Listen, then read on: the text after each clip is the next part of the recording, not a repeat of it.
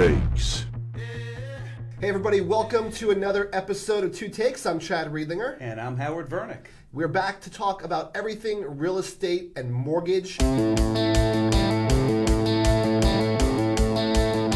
So here's what's going on in the industry currently. So how talk of war, recessions, and elections could affect interest rates in 2020. So basically what the article from Housing Wire went on to say was that there's been 3 times over the past 10 years where the yield curve has gone under 1.6%.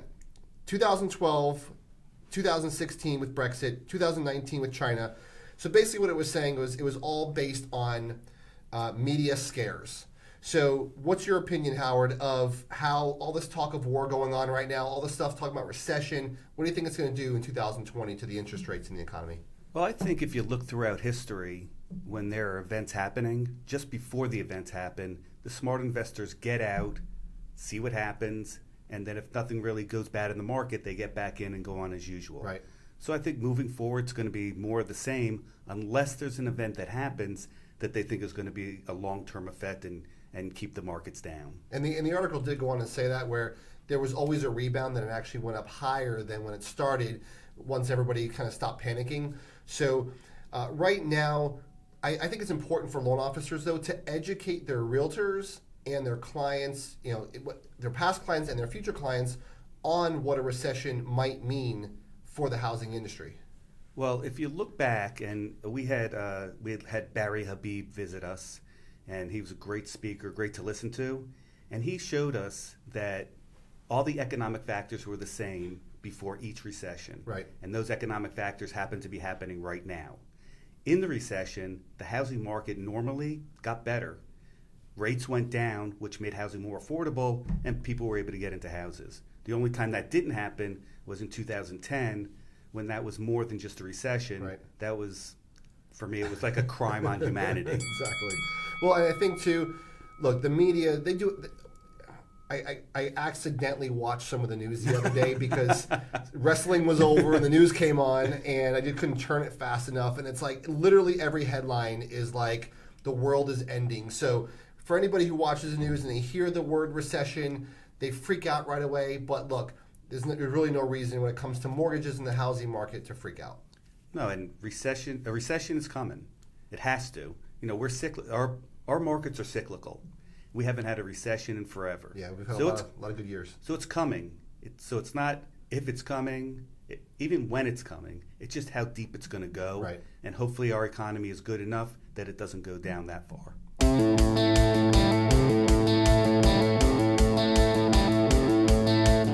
What do we got next? So next, we have a genius mortgage broker. This is awesome. Something we all want to do, but this guy responded to a Yelp post where one of his customers blasted him, and he actually put personal information on Yelp about awesome. Why the borrower couldn't be approved or couldn't get a good rate, and the borrower complained. This guy ended up paying $120,000 in a settlement, plus he had to do all kinds of educational stuff surrounding compliance and how to implement security features in his office. So he violated the Fair Credit Reporting Act, and so he all said what we always want to say, right? It's like you got that borrower that's got like all the credit troubles, and then they want to blast you on social media and give you a bad review because you couldn't get the mortgage done. So look, we've all wanted to say, hey, look, it's your fault. But this guy, he put everything out there. He's like, oh, you've had this many lates on this. You were late on the mortgage. And I'm just like, geez, I cannot believe he put that out there. And then he did it multiple times, too. It wasn't just one person. And he must have been having a bad something must have been going on. A bad year. Yeah. No, it's crazy. And the way that our business is now, the way life is now, anything you do gets on. People can go on social media and just blast it everywhere. So even when borrowers do stuff that you don't want them to do, or they're incorrect in their assessment, you have to bite your tongue and let it go. Right. So do what I do, guys. Right. Type it out a little bit and then just delete it and then just move on. So don't. It's not worth a 6-figure fine to air your dirty laundry. I actually have a bucket under my desk, so every time I bite my tongue, the blood can just roll down there.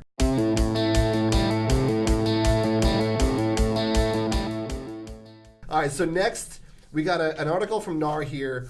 I think we talked about this before, but the reason why I wanted to bring this one up is it actually has a really cool feature, and I'm going to post a link to this at the bottom or in the comments section or in the show notes, wherever you're listening or watching this episode. But it talks about how long home buyers are currently staying in their homes. The main thing was that as of 2018, 13 years is the median duration of home buyers staying in their home, and that's up 3 years compared to 2008. So it's pretty apparent that people are still a little gun shy of what they went through 10 years ago, and they're staying there a little bit longer. But what did you take from this article? There's a few things. One, I think I agree with you that there's people are still feeling it from the last recession. Yeah. But I think that there's other issues also. One, the biggest to me is the housing supply is so low, at least for affordable housing. And the other is that the millennial buyers have been just waiting longer. Right. So it's taking them longer to get into the market, and they're the biggest group coming in buying homes right now. Yeah, it's like, where are you going to go, and what can you afford? So I think those are the things. And what was interesting though is that different.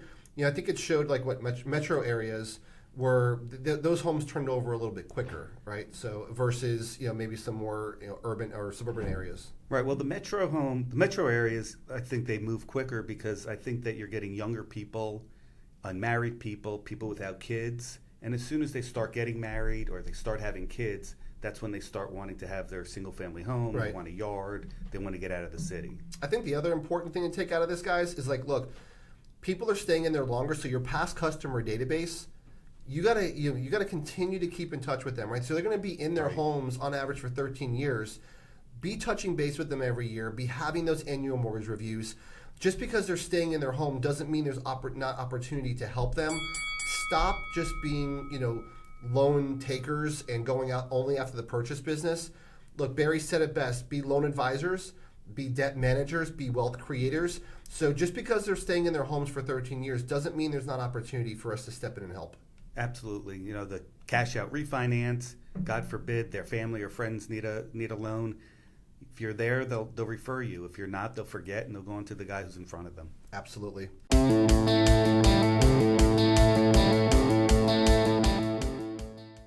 All right, so Howard, what's the final topic for today? So our final topic is the imminent death of the PreApproval Letter. I personally don't know why it exists today. It should have died a long time ago. It's so easy to get information about borrowers. They need so little documentation that we can literally put it into a computer and the computer spits out an approval. Right. If I'm a seller today, I'd be so upset to take a contract and the person give me a pre-qualification or pre-approval letter and they interchange those words and then them not be able to close Right. because of the financing. Yeah, and look, truth be told, the sellers have no clue of the difference between what they're looking at, whether it's a pre-qual letter, a pre-approval letter, an approval letter. Like, they're none the wiser. So it's really up to the realtor, the listing agent, to help that. And then with the iBuyers, I mean, anyway. So the whole thing is, we all know this should have ended a long time ago. We never used the pre-qual letter. We always did pre-approvals. We did pre-approvals the right way, and doing it to a payment, not a purchase price. But nowadays, with technology, 2020 and beyond, there's so much technology that makes it easy for us to give the buyer a more concrete answer and not let it be painful for them. And as a buyer, I don't know why I wouldn't want to do it. Why do I want to spend money on appraisal, spend money on inspections, go through this whole home buying process, not knowing if I can buy or not? It's kind of like walking into J.C. Penney wanting to buy a shirt with no money in your pocket and no credit cards. Yeah. What do you think? They're just going to give it to you? Well, there's two, I think two things here. One, they just want to hear yes. And two, they just want easy.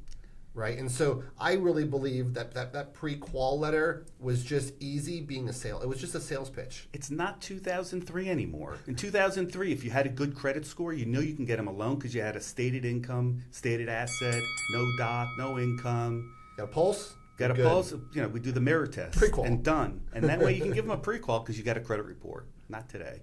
All right, guys. Well, listen, we hope you guys enjoyed the show today. Howard and I really enjoy you guys being here and paying attention. Make sure you guys comment below. We want to hear your guys' input on these topics. What are your thoughts on this? What do you think is going to happen in 2020 with the recession, with the market? Where do you think it's going? And on behalf of myself, we got my guy Howard Vernick here. I want to thank you guys. $120,000. Can you believe that? Just to speak your mind. $120,000 just to open up your mouth. That's crazy. I'm glad he did it, not me. We'll see you guys next time. Thanks a lot, guys. Bye-bye. Let's go!